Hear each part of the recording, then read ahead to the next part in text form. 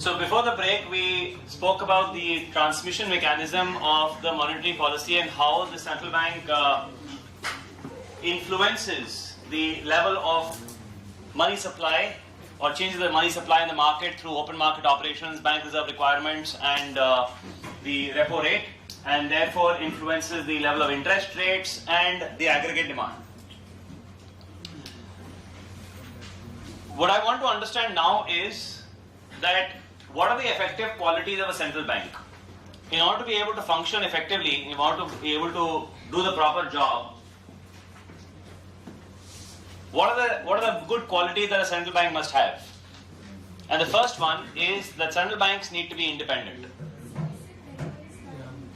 Which one? This one? Have a look. We have covered this slide. Because this is the transmission mechanism, exactly what I wrote on the board. So all the 9 steps.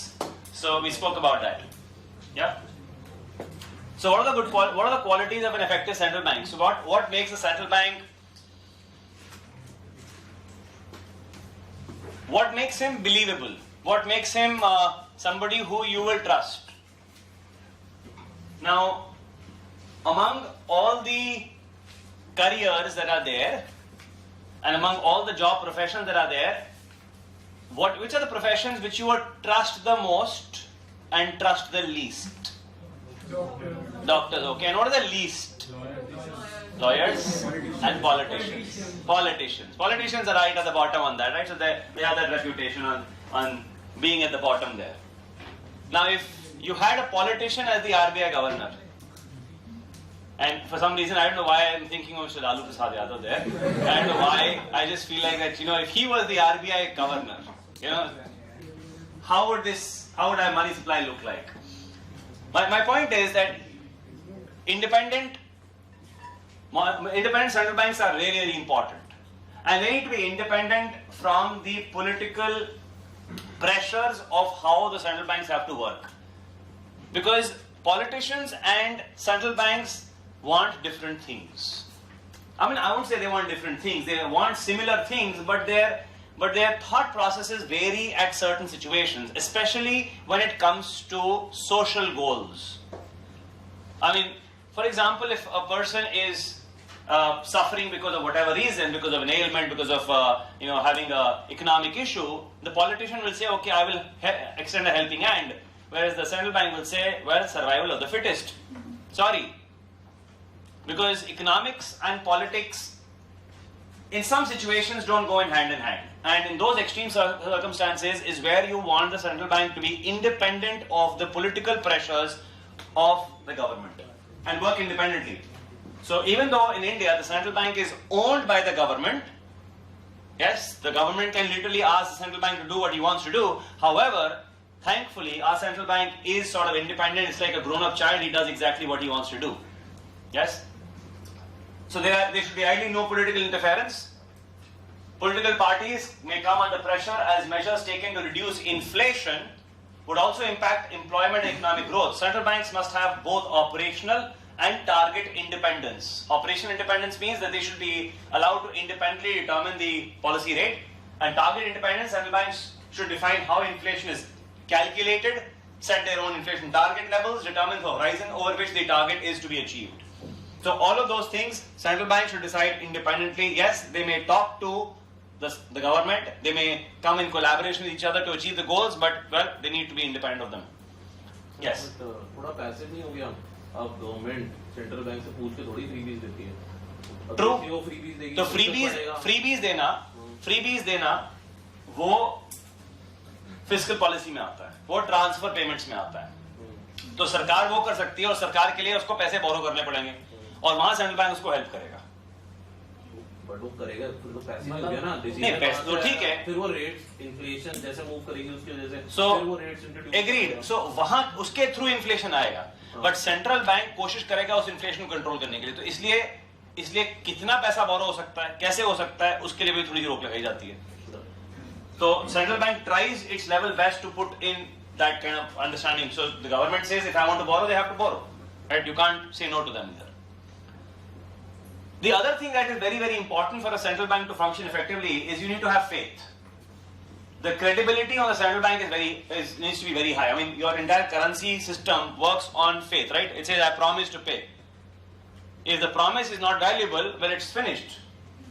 So, the central bank must be highly credible. Now, how do you ensure that trust is high on somebody? How do you build trust? How do you build trust on somebody and say, the person says, okay, I trust you? By doing right thing. By doing what you say. Right? By doing what you say, your words and actions must match. So if he says, I will control inflation, I will do this, I will do that, well, he should do that. But sometimes, even after doing and following your words with actions, the faith gets questioned because you sometimes fail. You're unable to achieve your goals because you said you will do that, you did it, and you failed. Now, how do you build trust in that situation? How do you build trust with somebody where you have not been able to achieve the goal that you went out for? And that's where the third quality, transparency, helps. And what's transparency?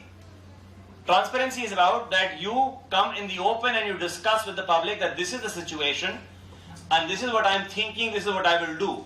You make it absolutely open and you allow them to also question you.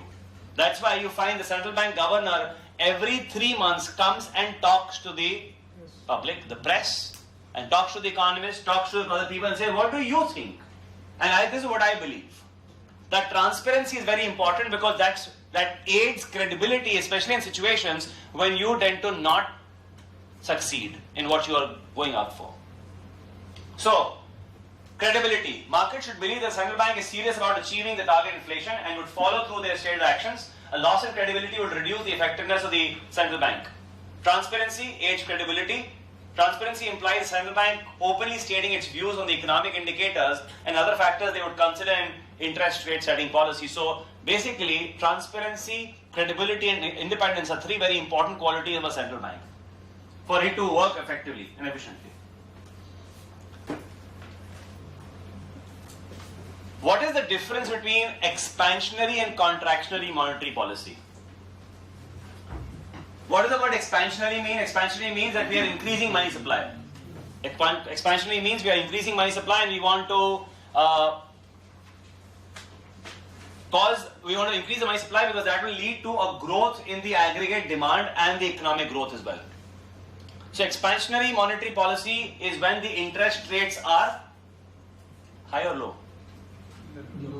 When the interest rates in the market are low and the money supply is more. And contractionary monetary policy is when the money supply is less but interest rates are high. So monetary policy is central bank's actions that affect the quantity of money and the credit in the economy. What do you mean by the word credit in the economy? Loan. Credit का मतलब आपको loan मिलना कितना आसान है. तो कुछ situations में लोन मिलना आसान होता है और कुछ सिचुएशन में लोन मिलना मुश्किल होता है. सो वो सेंट्रल बैंक डिसाइड करता है कितना मुश्किल आसान होता है. और एक सिंपल पॉइंट, इंटरेस्ट रेट्स, अगर इंटरेस्ट रेट ज्यादा होंगे तो लोन मिलना मुश्किल हो गया भाई. सो monetary policy is central bank's actions that affect the quantity of money and thus credit in the economy in order to influence the economic activity. Expansionary, also called as accommodative monetary policy, is where the money supply is increased, and contractionary monetary policy is where the money supply is reduced.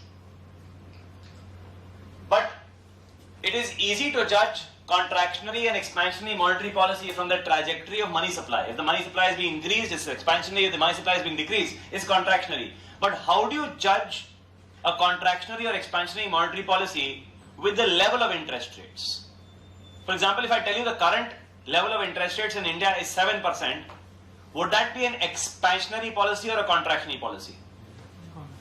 It would be difficult to judge that unless you have in place a number called as neutral rate.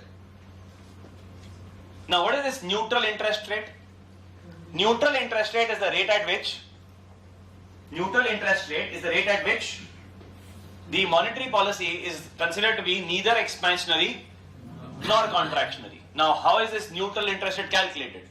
The neutral interest rate is calculated as the real trend rate of economic growth plus long run expected inflation. So, for example, what is the GDP growth rate for India? Any idea? Any guesses approximately what number? 3.7, 3.4. Really? How did you get to that number of 3 point something?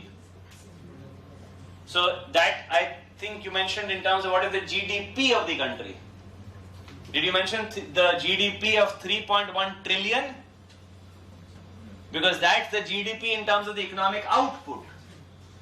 My question was, what is the GDP growth rate? What is the percentage by which the GDP is growing? Around 6 to 7%, okay? This growth rate that you see in headlines in the newspaper, is this real growth rate or is it nominal growth rate? In other words, does this number include inflation or is it besides inflation? So this is real or nominal? The number that you see on the newspaper, the headline number, is the real growth rate. It is the real growth rate number, not the nominal. The nominal growth rate is much higher. For example, if the real growth rate is 7% and if our inflation is 5%, our nominal growth rate is around 12%. So your nominal GDP growth rate in the country is approximately around 12 to 15%. But what matters is the real growth rate. Okay? What matters is the real growth rate. The real output. And what is real output? What do you mean by real GDP growth rate? Now GDP is calculated as price into quantity. If I calculate the GDP for year 1 and compare it with the GDP of year 2, now both prices and quantities would have increased. Yes? If I take the year 2 GDP and divide it by the year 1 GDP and calculate the percentage change, that will be called as nominal growth rate. Because in this case what will happen is I have allowed the prices also to change and quantity also to change. But what matters is only the quantity growth rate. And that is the real trend growth rate of GDP, the real economic growth rate, excluding inflation. But when you include inflation, it becomes the nominal growth rate. In this case, we are not talking about the growth rate of a specific year. We are talking about the trend. Trend means over a longer period of time, what is the average? Now, for example, for India, there have been periods where we have grown by 9%, 9.5%, 10% also. There have been periods where we have grown by 4% also. But the average of that over the last about a decade or so has been around 6 to 7%. That's been our trend growth rate. And during this period, our long-term expected inflation is around 4%, 5%. So our neutral interest rate is approximately around, you could say, 12%. So if the interest rates charged by the central bank are less than that, you would be in a situation where the monetary policy would be regarded as expansionary, because the neutral rate is higher but the current interest rate is lesser. So that would be expansionary.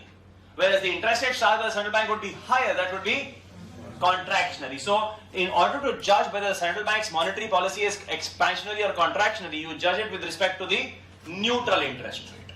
So now a simple question can be asked where they would compare, they would ask you to calculate the neutral rate and compare the neutral rate versus the policy rate, right? What's there in the market.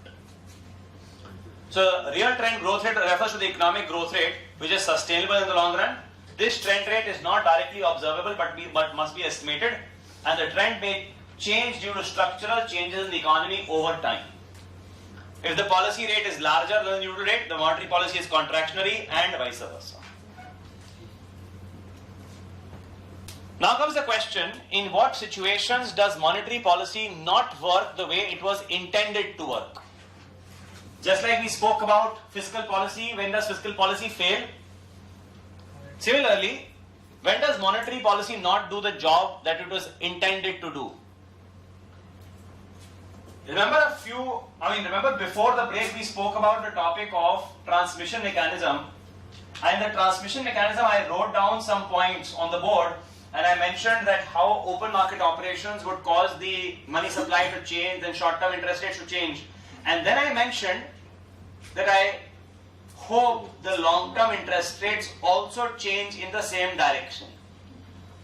I said I'll come back to that point. What if the long-term interest rates do not change in the same direction? Then the entire mechanism of investment, consumption, etc., will not work the way it was intended to do. Now, point is, why will the short-term interest rates come down and the long-term interest rates go up? Why would that situation arise? Let's take an example. Let's say the short-term interest rates come down. Central bank did one thing, they purchased bonds. As they purchased bonds, the money supply went up. Increase in money supply, I showed you the diagram, money supply diagram, the supply curve shifts to the right. As the supply curve shifts to the right, on the same demand curve, the interest rates now are lower. So short-term interest rates गिर गए, यहाँ तक तो हो सका.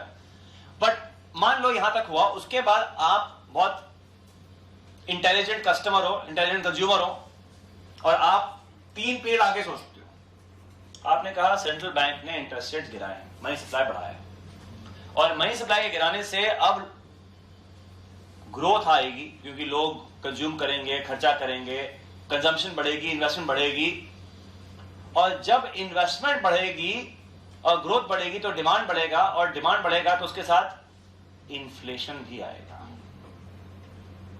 आप 2-3 steps आगे सोच रहे हो, you are thinking already 3 steps ahead.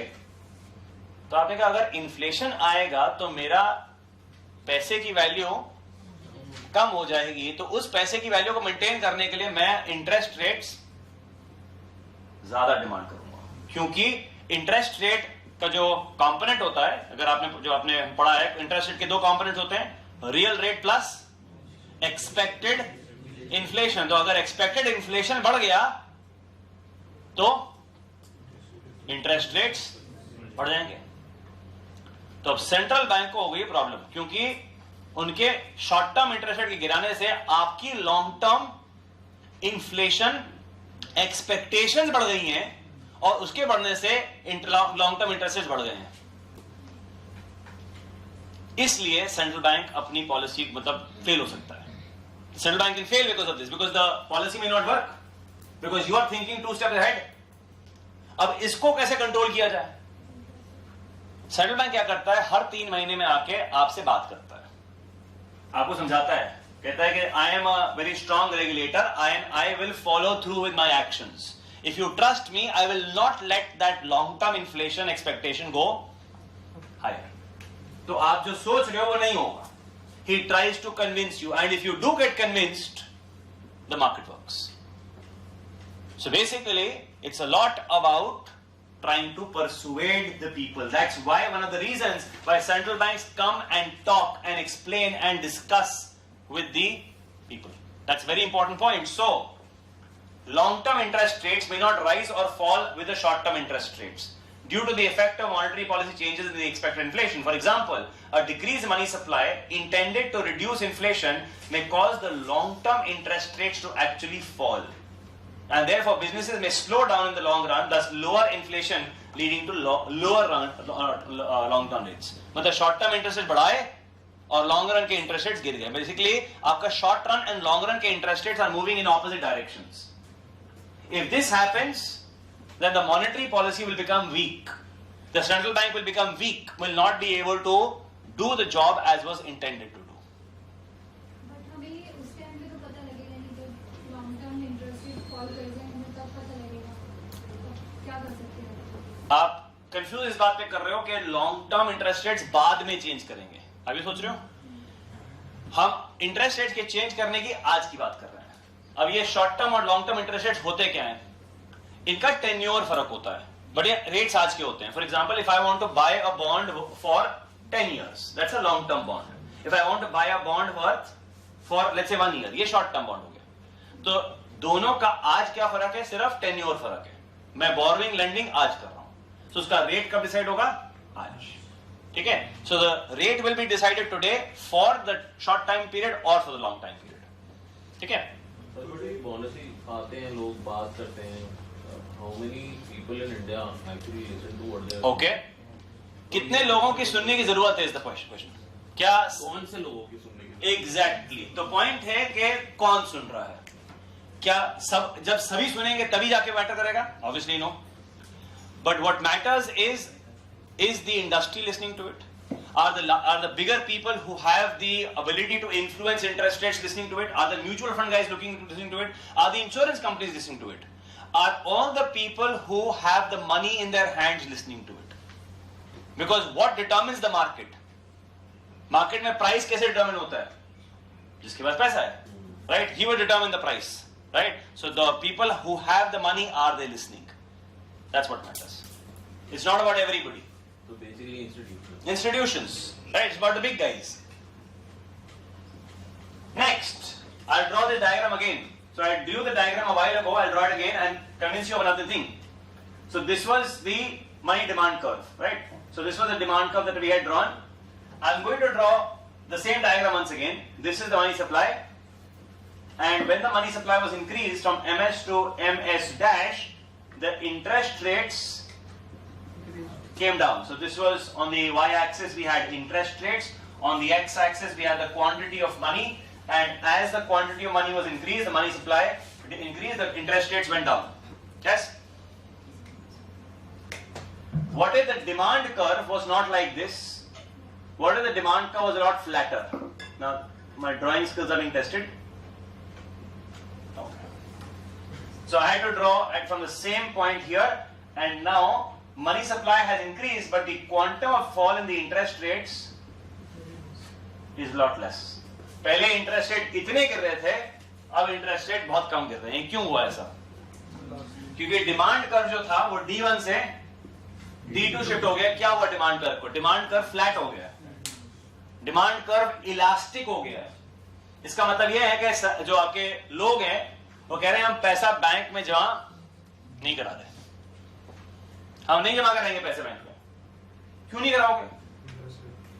पहली बात, इंटरेस्ट रेट बहुत कम है, इसलिए नहीं कराएंगे, कुछ मिलता ही नहीं है. बहुत ही कम इंटरेस्ट रेट है. जैसे कि जापान में इंटरेस्ट रेट 0 या नेगेटिव. क्यों जमा कराएं? लॉकर में रख लेंगे. यस, बिकॉज बैंक में रखने से पैसे की वैल्यू कम हो जाती, नहीं रख रहे हम बैंक में. या ऐसा पैसा मैं रख नहीं सकता. यस, रख दिया तो आपको बताना पड़ जाएगा. तीसरा, प्रॉब्लम है डेवलपिंग कंट्री, मेरे पास बैंक अकाउंट नहीं है. यस, सोचिए अगर मेरे पास बैंक अकाउंट नहीं तो बैंक में क्या रखूंगा पैसे? How will I keep it? So there are many factors that can cause the demand curve to be highly elastic. And if the demand curve becomes highly elastic, इसका मतलब क्या है कि सेंट्रल बैंक के मनी सप्लाई बढ़ाने से वो पैसा बैंकिंग सिस्टम में वापस नहीं आता, और इसलिए वो ट्रांसमिशन मैकेनिज्म काम नहीं करता. तो इसलिए सेंट्रल बैंक की पॉलिसी का काम इफेक्ट नहीं करता मार्केट में. So ये सेकंड पॉइंट है. So transmission mechanism may not perform as expected if the demand for money becomes highly elastic and individuals are willing to hold more money even without a decrease in the short-term interest rates. This is called as a liquidity trap. Increasing growth of money supply will not decrease short-term interest rates under these conditions because individuals hold the money in cash balances instead of investing it in interest-bearing securities. So they don't put it in the bank, they rather hold it in cash. Another problem that central banks face is deflation. In order to fight inflation, interest rates are generally increased. And to fight deflation, you would want to decrease the interest rates. But you can't go below on interest rates below 0. At least that's been the thought conventionally till very recently, that interest rates can't be negative. In the recent past, we have seen that interest rates for the short tenure yields have become negative marginally. But I believe that the interest rates cannot go like a negative 4 or 5%. Minus 0.25, minus 0.75 up to that amount, still understandable. But can interest rates go significantly negative? Highly unlikely. At least as of today, I don't think any economist would tend to say that. Because if you were to put money in a bank and you were losing money, you'll probably not put it there. You'd rather dig a hole and put it there. Right? So deflation is more difficult for central banks to reverse, because as central banks is limited to reduce the nominal policy rate to literally 0. They can't reduce the interest rates below that. Because, I mean, it'll be funny, right? As a borrower, you will demand interest. Think negative interest rates mean the borrower borrows money and says, give me interest. Sounds very odd, right? I mean, the borrower is claim and then the holder will have to default. The lender will default. Point number 4. I have an interesting question to ask you. Is it possible that RBI tells SBI to do something specific and SBI says no? For example, RBI tells SBI that give him a loan worth 5 crores and SBI says no, I will not give it. Is that possible? Can SBI refuse the RBI and say I will not listen to you?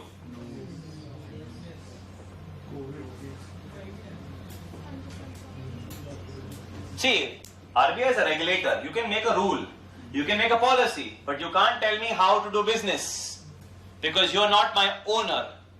My owner is somebody else. I am answerable to them for profitability and for making money and to keeping money safe. You can make rules, you can make regulations, but you cannot tell me how to do business. So ICICI, HDFC tomorrow can say no, Mr. RBI, even though you have reduced your interest rates, we are not going to do so. We will not. We believe the risk in the system is too much. We are not reducing interest rates. And that's what happened in 2008. That banks were unwilling to reduce interest rates even though the risk in the system, even though the interest rates by the central bank were reduced. So that's where there's another tool that central banks have, which is not talked about here. It's called as moral suasion, which is where the central bank comes and talks. कि जब policy काम नहीं करती है चलो बात करते हैं. Yes? Ever come back to that at home? Your parents say, let's have a conversation today. And this is that one, right? Let's have a chat. Let's have a chat today and let's find out what's happening and so on and so forth. This is the basic idea. So we basically deal with that in the situation. So even with excess reserves, banks may not be willing to lend. Uncertainty about the economy's future caused banks to be quite conservative and willing to hold excess reserves rather than make loans. Developing economies may face additional issues also. I told you about how RBI sells bonds through the dealer route. You have to build that dealer route. It doesn't happen overnight. You can't just give licenses and have that because dealers don't hold the bonds. They want the bonds further to be sold out. So there has to be a liquid bond market available to be able to absorb that kind of liquidity in the market. So you need to have a liquid bond market. Lack of credibility for central banks could be a big issue. Rapid changes in economic and financial innovation. I mean, RBI has to keep pace with the crypto coming in place because if they don't, that's the substitute for this monopoly. Because people will start using some other form of currency and say, Mr. RBI, I don't need your money. I have some other medium of exchange. I can use that to buy things. So central banks are having to come up with digital currency of their own. Yes? And of course, political interference. That can kill the central bank easily. So all of these reasons, the central bank may tend to fail. A summary slide of this topic, of the 2 chapters that we have spoken about, of fiscal and monetary policy. So if the monetary policy is tight, interest rates would be higher. If the monetary policy is loose, the interest rates would be lower. And whether the interest rates are higher or lower, they would tend to impact the private sector spending. So the private sector would get affected. If the interest rates are high, private sector would not get to borrow money and spend money, and vice versa. And fiscal policy, whether it is tight or loose, will affect the government spending. Government spending is mainly the public spending. Yes? Now, if both of them are not spending money, then the output in the economy is going to be lesser. And if both of them are spending money, then of course the output is going to be higher. But if one is spending and one is not, generally the government sector is usually, in most developing economies, the bigger sector. In developed economies, it's the other way around generally. So the government sector will tend to push the demand to be higher generally. But of course, in case when the private sector is wanting to spend, the government is not, then it depends what may happen in that situation. It depends on the, as to which one is larger in that effect. So this is the summary of this chapter to help you connect with the entire topic of how fiscal monetary policy are connected and how they impact the output in the economy. Now before I move on to chapter 5, I had promised you that I will ask you one question of the difference between the topic of savings and investment. So I'm going to list down some instruments on the board and these are current account, saving account, fixed deposit, money market mutual funds,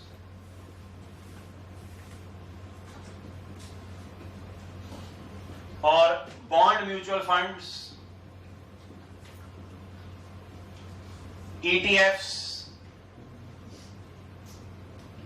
or slash other mutual funds, equity mutual funds, PPF or EPF,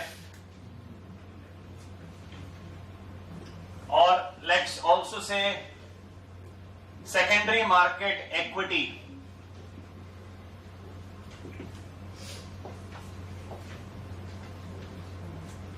My question to you, out of this list that I have put down on the board, how many or which ones are savings and which ones are investment? What do you think?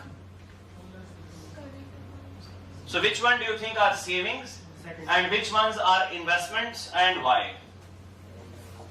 So you can, I'll go with each one of them, you can tell them. So which one is the first one?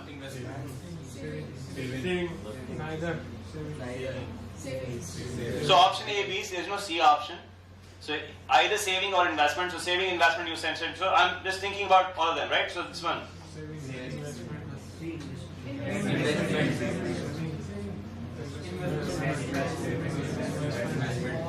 As how about this one? So you're just talking about saving, investment. Okay. So now the way I ask, now the point is, what did you make in all of them? What did you create in all of them? A return that somebody else will make and share with you. What did you make? Because investment is about creating something. What did you create? You parked your money in the bank, you parked it. Bank may use your money and lend it to somebody else. Did you create something out of it? You didn't. You are the saver. Saver, saver, saver, saver and saver. All of these are saving instruments. You are creating nothing on your own. Even when you buy the shares of, let's say, Reliance Industries, what did you make? From your bank account, you cut a check, the money went into somebody else's bank account. What did you create? You created nothing. Did your money go into the company and buy machinery and equipment and inventory? Nothing. तो equity जो मिली है, उससे आपने बनाया क्या? आपको ownership milli. But directly आपने कुछ भी नहीं किया. ये सारा जो पैसा है, ये these are instruments to save. अच्छा, अब investment लिखते हैं. ये आपके लिए इन्वेस्टमेंट है. आपने यहां से घर बनाया, आपने गाड़ी वहां खरीदी, आपने लैपटॉप बना के उसमें से कुछ प्रोजेक्ट किया. The idea is these are investments. और कंपनी क्या करती है? कंपनी ने इन्वेंट्री लगाई, मशीनरी खरीदी. Those are investments. जो घर पर थी इसमें भी तो सर चेक साइन करते हैं. नहीं, आपने चेक साइन किया, but you created something physical, yes, and you increase your productive capacity. You increase your ability to do something. That was a physical investment that you created. Investment has to increase the productive capacity of a nation somehow. You are funding the investment. I'm not saying you're not investing here, but this is a conduit to invest. This is not the investment directly. You are helping somebody else borrow money who will in turn invest. Right? So investment happens through borrowing. You have to first borrow to invest generally. Most people, first they were to save and then you were to invest. Generally savings and investment are almost equal in economy. However, what you need to understand is that these two terms are different. Savers are households, investors are generally the private companies. That's why in the aggregate demand equation you have C, households consume and save. The money that you save is borrowed by the private sector and they do I, investment, and borrowed by the government to do G, government expenditure. Okay? So in that equation, C is what we do as consumption as households. I and G is focused on the private sector and the government sector. Alright? You and I do very little investment. You and I are mostly savers. Households are the savers in the country. Spending is basically investment. No, so what is the difference? When you spend money, you consume and you finish it off. Investment is you increase your earning capacity. In the future, you will be able to earn much more than that. That's what it is. Now, some assets are assets that basically are collectibles and they do nothing. So whether it is crypto, I'll give you a better one, bigger one, gold. क्या मिलता है सोना खरीदने से? बस. So ये satisfaction होती है कि हाँ मेरे पास ऐसी कोई चीज है जो बाकियों को भी चाहिए थी, बट मैंने बनाया क्या? कुछ भी नहीं किया. Yes, I made nothing. I just bought it. So it's like saying, मुझे वो चीज क्यों खरीदनी है? Because मुझे वो रखने में मजा आता है, लॉकर में. That's about it. सर ये भी तो कह सकते हैं कि इन्फ्लेशन से 2% नीचे लेने को मैं तैयार हूँ, अगर इन्फ्लेशन भी अनकंट्रोल्ड है.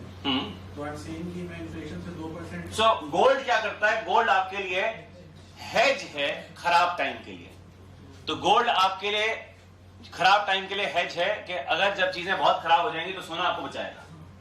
That's why we buy gold. So there is actually a reason why we Indians love gold. What do you think? I mean, what do you think is the reason that we Indians love gold? दुनिया भर में मतलब India is the biggest consumer of gold. You know that? क्यों भाई? मतलब ऐसा क्या है? हमने मतलब कि हम लोगों के मतलब फेस्टिवल बने हुए हैं कि नहीं, स्टेटस सिंबल नहीं है क्या? वहां पे नहीं होता, बाहर कहीं नहीं होता. मतलब क्यों ऐसा क्या कल्चर है कि बस सोना खरीदना होना चाहिए? मतलब फेस्टिवल्स बनाई हुई है कि हमने हाँ, इस दिन सोना खरीदते हैं साल में.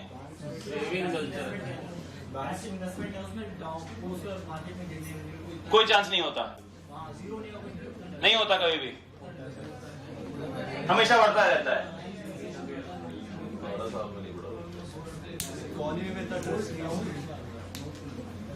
Gold does not create anything. कोई डिविडेंड नहीं आता, कोई रेंटल इनकम नहीं है, कोई कैश फ्लो नहीं है, कोई उसकी इनकम नहीं है. It's a dead asset. ठीक है. The reason why we love gold is because, of course, of our history.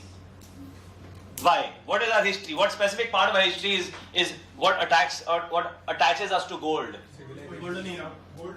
No. तो ऐसा है कि गोल्ड क्यों खरीदा जाता है? क्योंकि डर लगता है, और हमें डर बहुत लगता है.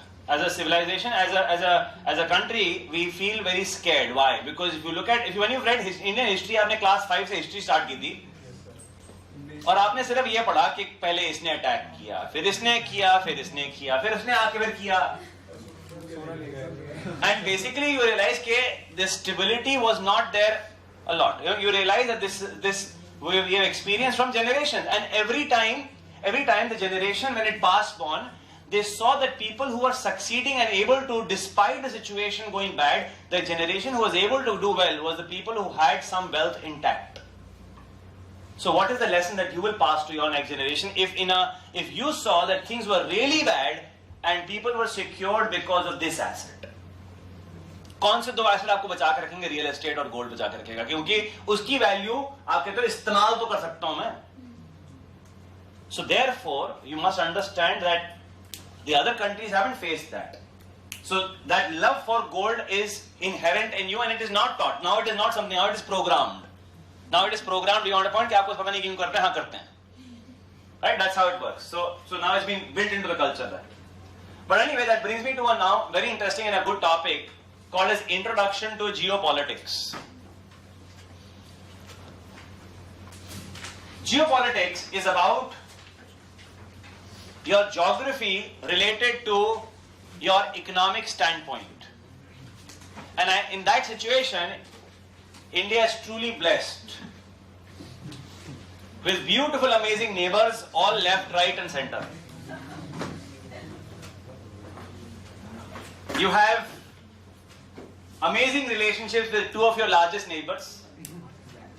Right? On the left, you have one of the most heavily fenced borders. Right? The only other border in the world, the only 2-3 borders in the world which are so heavily fenced. No, US Canada are easy. Yes, US Mexico is also not the बहुत problem नहीं है. सबसे heavily सबसे जो the most is the most heavily armed border is between Korea South and North. That's the most heavily armed border, and then you have Israel, you have other three, and India, Pakistan are not far away. Yes. So that's one. Then you have the other side, nice country, China. Then you have, onto the south, you have great relations with Sri Lanka also for that matter. Sometimes he's your friend, sometimes he's not. थोड़ा सा नीचे और चले जाओ, Maldives में तो election ही change हो गया, नया play आ गया. अच्छा, you don't have great relations with Bangladesh either, or with Myanmar. I mean, Nepal के साथ एक है, जो भी अभी जहाँ भी थोड़ी सी politics change होती है तो change होता है. मतलब basically, as a country, your neighbors, not a single one of them, you can say कि यार he is my long deed friend. हाँ, Bhutan. Yes, agreed. Nice one. Now उसको भी मतलब basically that is also not a very. And anyway, what my point is, as an international investor, you will look at this. You will look at the situation and say that should I invest my money here? Because the risks are too many, because anything going bad from left, right, anywhere, and you're in a situation where your investment, because you made investments for, let's say you're setting up a factory, a business for a long term, 20, 30 years, or and you've seen, these political situations can change overnight. See what's happened in Afghanistan. And see what's happening in a few other countries like that, which changes, where the political drama changes overnight, and a military coup comes in or something otherwise happens and changes the dynamics completely in a short span of time. For that matter, Sri Lanka, a country which was prospering, which was doing significantly well, things changed. Now, point is, these geopolitics are important from our perspective as an analyst, as a portfolio manager, because if we are making investments, we must be aware of these issues that may potentially arise and can cause our returns to get affected to a very large extent. So, this is a new chapter that's been added into your curriculum in the last 1.5 to 2 years, and they want you to be aware about the geopolitics that tends to impact your investment market. So, first of all, what is geopolitics? Geopolitics is about how your geography affects the politics and international relationships. The actors, the people who are the influencers in this dynamic are your national governments, your political organizations, your country leaders, and the non-state like the NGOs, multinational companies, charities, influential individuals. Geopolitical risk arises when the geographic and the political factors underpinning your country relationships shift due to a change in the policy, natural disaster, terrorist act, theft or war. Cooperation is the process by which countries work together towards the same goal. And that's, I feel, in my opinion, a very important thing for you to be a superpower. And that works amazingly for the United States.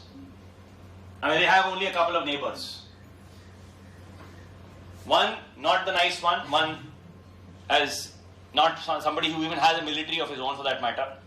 Yes, relies on the other guy to control him, help him out. So that way this guy is in a very nice position and he has sea on both sides, oceans on both sides, far away. So very easily he is able to control and have his own, because unless your national borders are secured, you can't go and boss around in the rest of the world. Right? If you're happy home, then you can go out and do what you want to do. So that is very important. So what are the motivation of cooperation? National security, economic and cultural interests. Governments use hierarchy of interest to guide on matters they cooperate. When two needs conflict, those with higher on hierarchy are prioritized. Like for example, for India and Pakistan, there are many commons. If we were to come together, we could actually do brilliantly well. We have the same history, we have the same background, we have the same culture, we have the same, there are many, many similarities. If you ever actually were to meet a person from across the border, you wouldn't even recognize him to be a person from the different country. It's that level of similarity. Now the point is, borders get created, and now we focus on the aspect that, okay, safety is important first, right? Terrorism is first, and then everything else. There are very, very few situations in which India and Pakistan come together and work together. Like for example, we fought together for fighting for the trademark for Basmati. Basmati is a set of kind of a rice which is grown in the Indus Valley region, which is specifically only a major part in Pakistan and a part in India, small part in India. But somebody in the US claimed a patent for it and said Basmati hum bagate hain in US mein. And he literally got the patent. He got the patent in the US, and now Basmati was something which was a rice which was grown in somewhere else. India challenged. India and Pakistan came together. They said, what the hell? How can you claim this? This is grown in this region. So they claimed that. They went out to WTO. They fought the case together, and they won that case. But those were rare situations where India and Pakistan came together because they had common interests. So, strong institutions within the country contribute to its stability, which in turn allows them to act with more authority and independence on international space. Countries heavily endowed with a resource may have the leverage with dealing with the other countries in desperate need. However, a rich country may be vulnerable if the use or sale benefits certain groups more than others, leading to internal political instability. For example, in many of these countries which are oil rich, what happens is very few people earn a lot of money and most people get nothing. Like that's the outcome of capitalism. And that creates an internal strife where people are unhappy, right? Because they see that difference in money and power to a very large extent. And what happens if countries are not cooperating with each other? There are inconsistent rules, there is arbitrary rules, restricted movement across borders, restricted trade, capital controls, retaliation and lack of technological exchange, something that you would see in India, Pakistan completely. But if you have a country where you are cooperating, rules would be standardized, harmonization of tariffs, free movement across borders, free trade and capital flows, and reciprocation and exchange of technology would be the name of the game. This is one way of talking about the topic of geopolitics. But geopolitics can also be talked about from the perspective of globalization versus nationalism.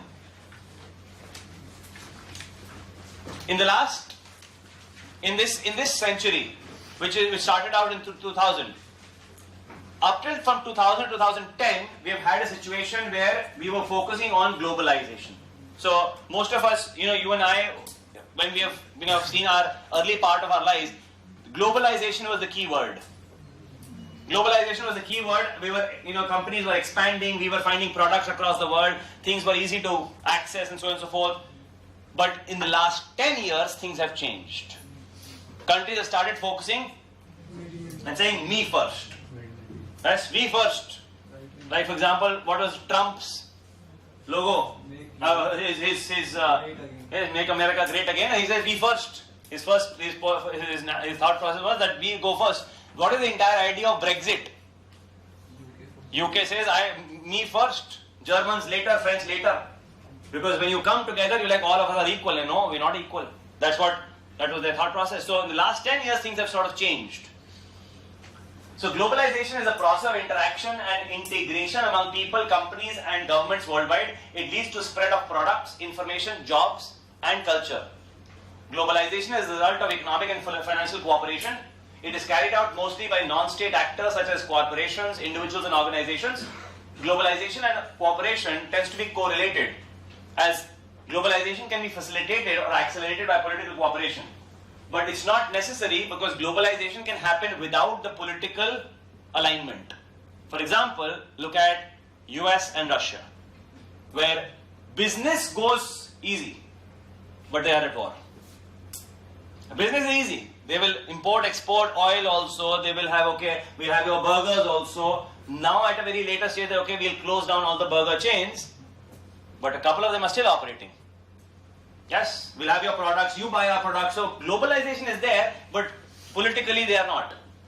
The motivation of globalization, increasing profits, access to resources and markets, intrinsic gain by having a different market. The cost of globalization, however, and the threats of rollback include unequal accrual of economic and financial gains, because most people everybody doesn't gain equally of globalization.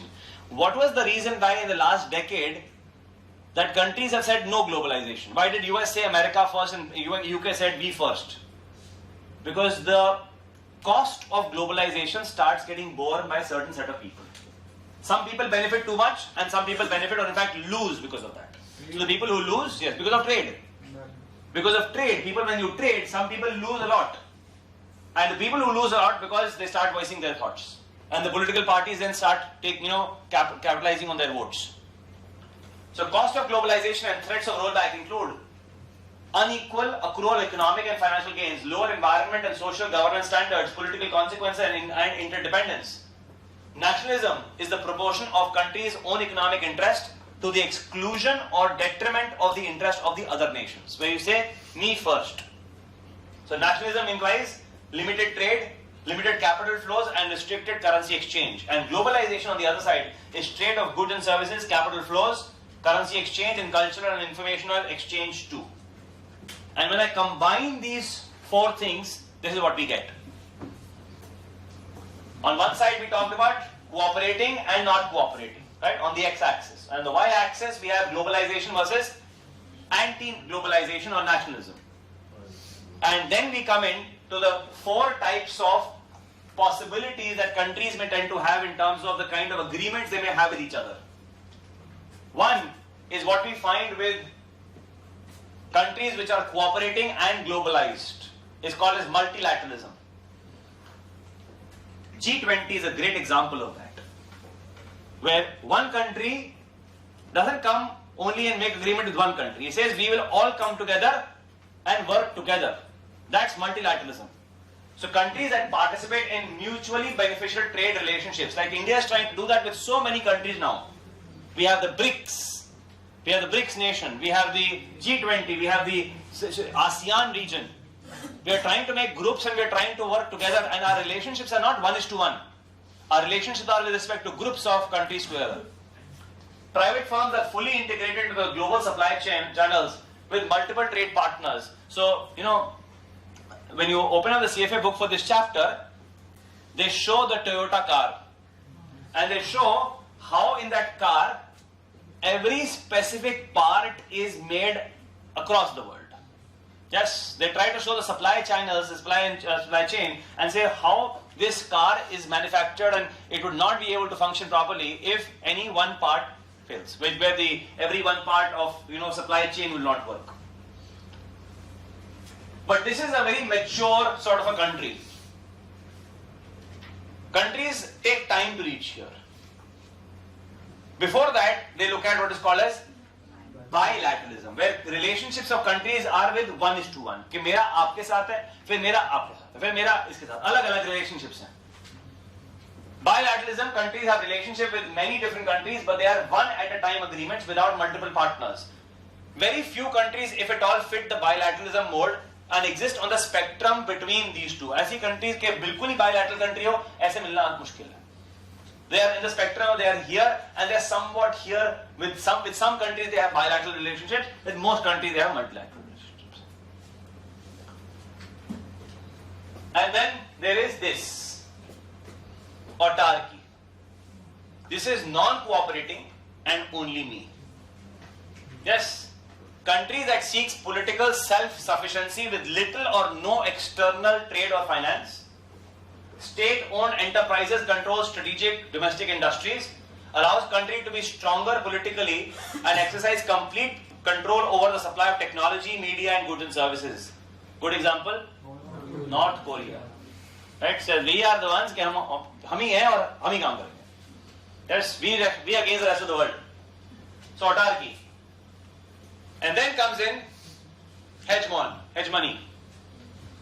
What this does is, this is like a group of countries. Yes, they are globalizing, but they're not doing it with everybody. They're not cooperating with everybody. It's like this one country says that, okay, I want globalization, but under my terms. Yes, and I will tell you what to do. Whoever agrees with me is in my group, otherwise I won't agree with you.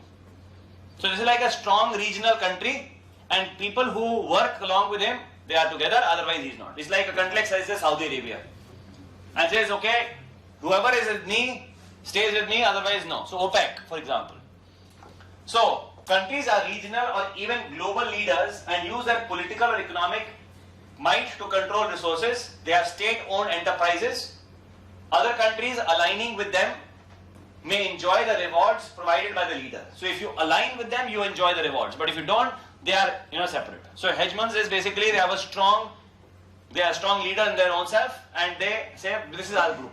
This is what we'll work with. Examples of all of this. These are examples. You don't have to read, you don't have to remember all of them, but I've just given you examples, whatever you may be aware of. So WTO, Economic and Monetary Union, or the European Union, EU, are all examples of multilateralism where they are cooperating and they are globalized. Examples of anti-globalization but cooperation together is a good example of NATO. You've heard NATO a lot in the last about 2 years because of the war coming up. So you've heard a lot about it. So NATO is a great example of nationalism, we first, but at the same time, cooperation among the people who are there together. And here, you have tariffs and quotas, voluntary export restrictions, domestic content requirements, espionage. What is espionage? Spying. You spy, you tend to look at what the other guy is doing. Like example, if you ever try to read about the history of Germany, it's crazy how everybody was being spied upon. Yes, so East and West Germany examples. Terrorism, armed conflict, like North Korea, South Korea, brilliant example here on that regard. And this is the case of hegemons where you have nationalization of key export firms like Pemex or Rosneft, or economic and financial sanctions which are being applied on US and on Venezuela. For example, Venezuela has great oil reserves, but the political leadership in Venezuela is not in agreement with the US. So what happens?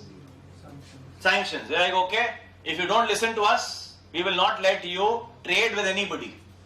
So otherwise Venezuela is a great country in terms of being able to provide great resources to the world, but because of the sanctions they can't function economically the way that they would like to. Now, why is this topic important for us? Why are we studying this topic in the CFA program? Because as a portfolio manager, as an investor, these events, these situations, the geopolitics can affect your investment to a very large extent. And there are three types of geopolitical events which can affect you. They're called as event risk, exogenous risk, and thematic risk. What's an event risk? Event risk usually evolves around set dates such as elections, new legislation, and other date milestones such as political anniversaries, one of them coming for India next year in May. Because the situation could be you could have one party winning completely a majority, or for that matter having a hung parliament. Yes, because another interesting thing is that in the last 20 years, we have again been very fortunate that we haven't had a hung parliament. Last 20 years, that's 4 elections. 4 consecutive elections, we have had a super majority of either of the government, whoever it is. But that's provided stability to the country to a very large extent. So the last 20 years, which is a significant part of your life, which you have been very happy with, I'm sure, of seeing the growth of the economy, that can change if you have a hung parliament. In a hung parliament, what happens is no party gets majority. And then it's a khichdi government. Coalition. Yes, coalition government, and then they pretend to be strong. Till the time something comes which contradicts them, and then they don't work together. And the rules that are made are very lenient and not very strong. Governments are not able to control, and the investors aren't very happy either, because rules and the chances of the government falling any time is very high, because any political party may tomorrow say that we are not following this.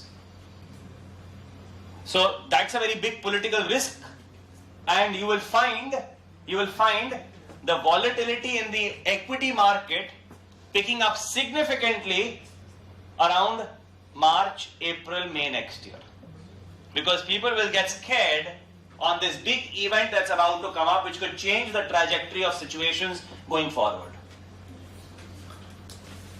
And then it is exogenous risk. Exogenous risk is, it's a sudden, unanticipated, out of the blue, generally natural disasters. Generally natural disasters, yes, COVID is a good example here. Out of the blue, comes from nowhere, and it comes suddenly. Yes? So these are sudden uprisings, invasions, or even an aftermath of a natural disaster. So, Invasion का some people was it? invasion, लड़ाई. मतलब, अभी for example, let's say what happened in case of Afghanistan was not an event risk. It was a case of exogenous. It was never anticipated. The US never thought that Taliban would be able to run through the entire country in a matter of 2 weeks. What happened in Sri Lanka was exogenous again, because it did not build over time. Yes, people were disgruntled, but never to the extent that they would storm into the president's house. Or for that matter, what happened in Myanmar of a military coup, or what's happened in Pakistan many times of the military taking over. These are not related to specific dates, elections, new legislation, none of that. This happens overnight. They happen in a very short span of time and usually come very unannounced. And then there are thematic risks. These are risks which are known and evolve slowly and gradually over time. For example, climate change, cyber threats, or ongoing threat of terrorism. For example, India, Pakistan, the entire idea of thematic of terrorism or security, that we already aware of. It's nothing new, right? Now the point is, these are three events and their impacts are different. To make an assessment, an investor considers geopolitical in terms of three factors. A, likelihood it will occur. What are the chances? कि India Pakistan की war हो जाएगी, क्या chances है? मतलब nuclear war होना के chances कम है, बट लड़ाई तो हो ही रही है. रोज ही लड़ाई होती है, रोज गोलियां चलती हैं भैया, रोज हम फूटते हैं. ऐसे चाइना के साथ भी होती है. मतलब ठीक है, you are not, but how much time would it take to scale up? That's a question which is, you feel it is very unlikely, but when it happens, it won't take too long for it to scale up.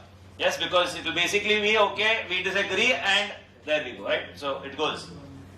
And velocity of its impact. How quickly will it allow you to withdraw your money? Will it allow you to, give you the opportunity to disinvest?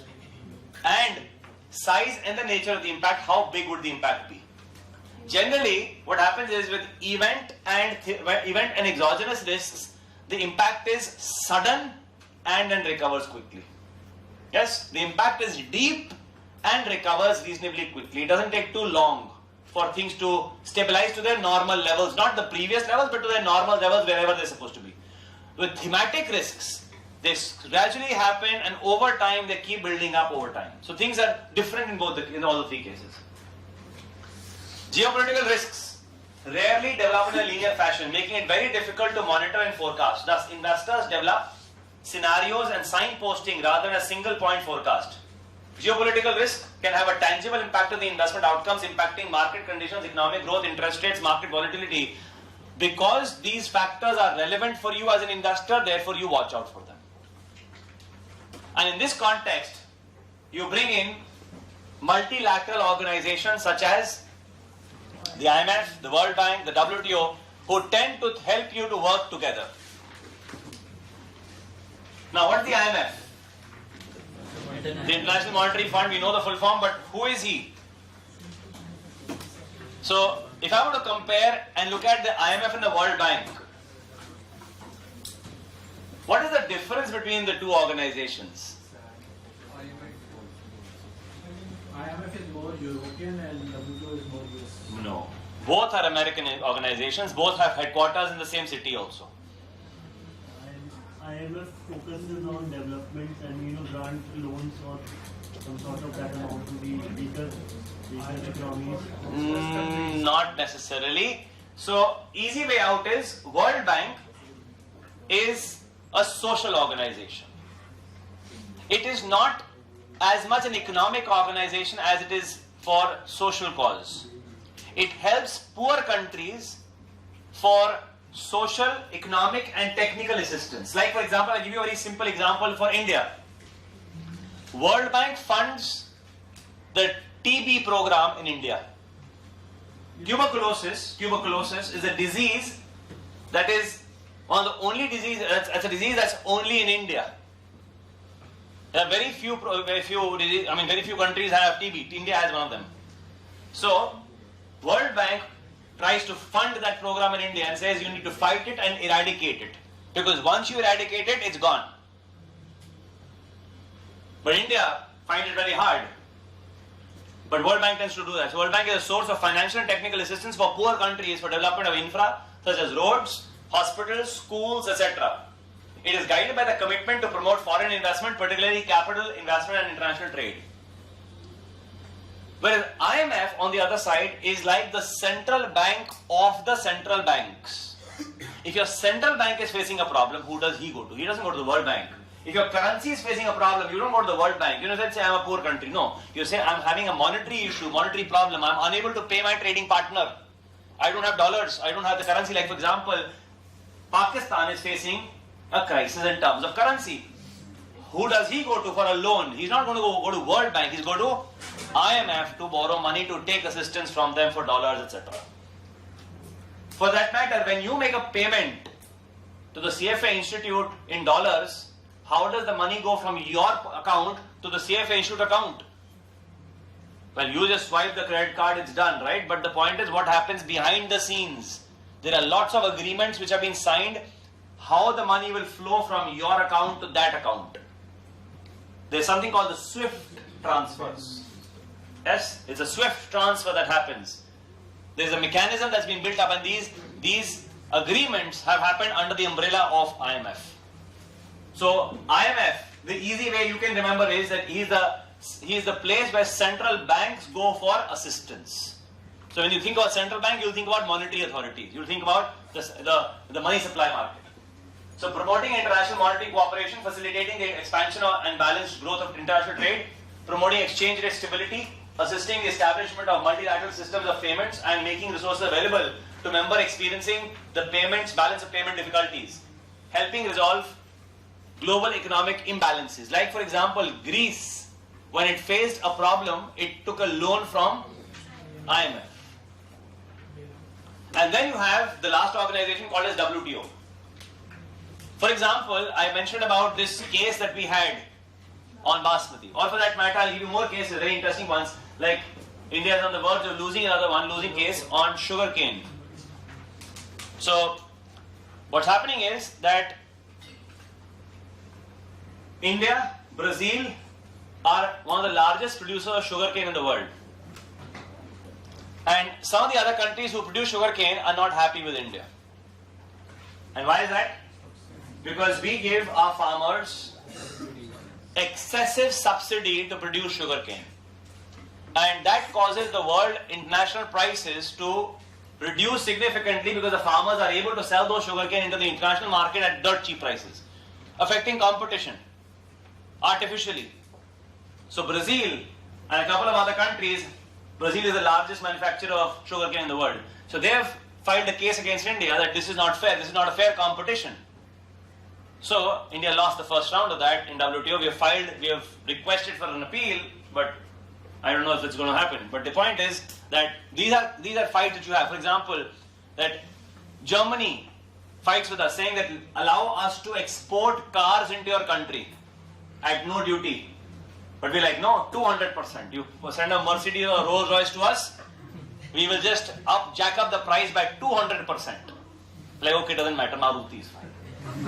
Right? We'll buy only that. So point is, that's how we go with, right? Because at the end of the day, the prices suddenly artificially increase for you.